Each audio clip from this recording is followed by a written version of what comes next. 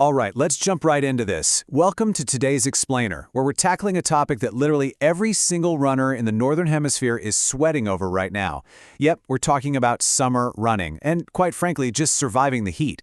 If you're out there lacing up your shoes anytime between June and September, you already know that weather conditions can go from slightly uncomfortable to completely inhospitable and even downright dangerous really quickly. So in this Explainer, we're going to look at exactly why making it through the summer actually demands a massive shift in how you approach your running mindset.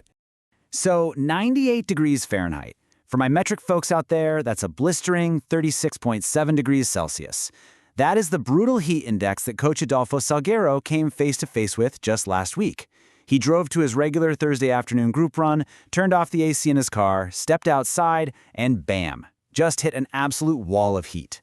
Now, as a seasoned coach, what do you think he did? Well, he humbly realized right then and there that a run was simply not happening. He and one of his athletes completely pivoted and chose to just walk for an hour instead.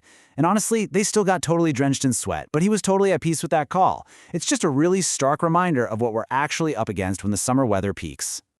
You know, when we check our weather apps, we usually just glance at the temperature and head out the door. But running in the summer requires some heavy adjustments because the weather is actually a much bigger equation.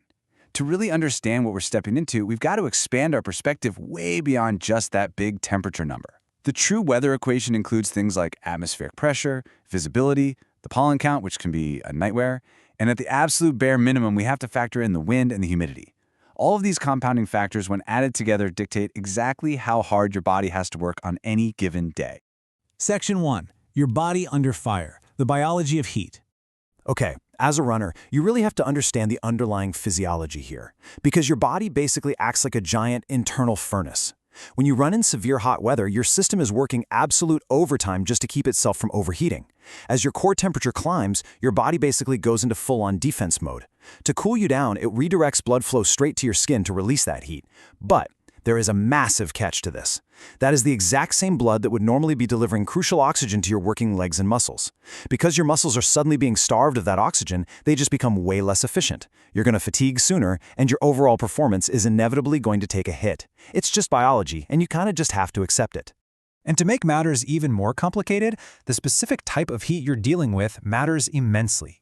Let's look at dry heat first. In dry heat, your body sweats, that sweat evaporates easily into the dry air, and you cool down. The whole system works perfectly, just as intended.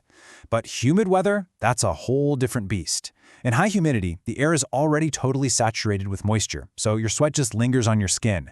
It literally has nowhere to go and doesn't evaporate easily. Because of this, your body severely struggles to regulate its own temperature. This huge physiological contrast perfectly explains why running in thick heat and humidity feels so much tougher than running in a dry heat, even if you're holding the exact same pace. Section 2. Ditching the metric mindset and focusing on effort. Take it from Alex Beach. He is a 2-hour and 24-minute marathoner who trains year-round in the brutally hot, swampy environment of Miami, and he sums this up perfectly. He notes that understanding the aerobic work you're getting and not putting too much stress on hitting specific paces for every single workout in the heat is what actually allows you to avoid issues with overtraining. This is such a huge validation coming from an elite athlete. Even the fastest runners in the world know that surviving the summer means letting go of those strict pace targets on your watch and focusing entirely on your underlying aerobic effort instead. Which actually leads me to ask you a pretty direct question. Who exactly are you trying to impress? Seriously, it's time to confront the ego trap that pretty much all of us fall into at some point. It is incredibly tempting to just put your head down and stubbornly push through dangerous, inhospitable conditions just to prove a point to yourself or, let's be real, to look tough on social media. But at what cost? You gotta ask yourself, are you running for your own long-term health? Are you running for an audience? Let's just be brutally honest here. No Strava kudos are worth an ambulance ride. The people you might be trying to impress on Instagram or Strava, they don't really know you. If you push yourself too far and end up with a heat stroke, those followers definitely aren't going to come visit you in the hospital room. And they certainly aren't going to help pay your medical bills. We just have to accept the reality of the heat and learn to check our egos at the door. Section 3. The Smart Runner Strategy. What to do when it's almost too hot to run. Some of the absolute best advice you can get on summer training comes from renowned running coach, author, and performance expert Steve Magness.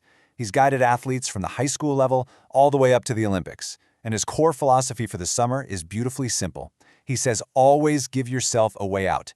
Magnus warns that when you're out there in extreme heat and humidity, if you stubbornly force yourself to complete every single mile exactly as you wrote it down on paper, it is incredibly easy to dig yourself into a massive physiological hole.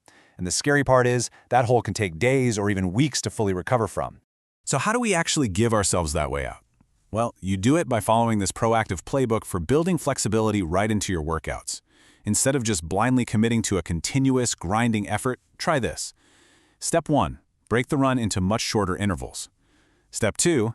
Add in brief recovery periods, maybe even walk breaks, just to let your core temperature drop a little bit.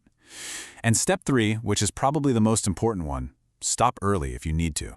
If your body is sending you warning signs, please listen to it.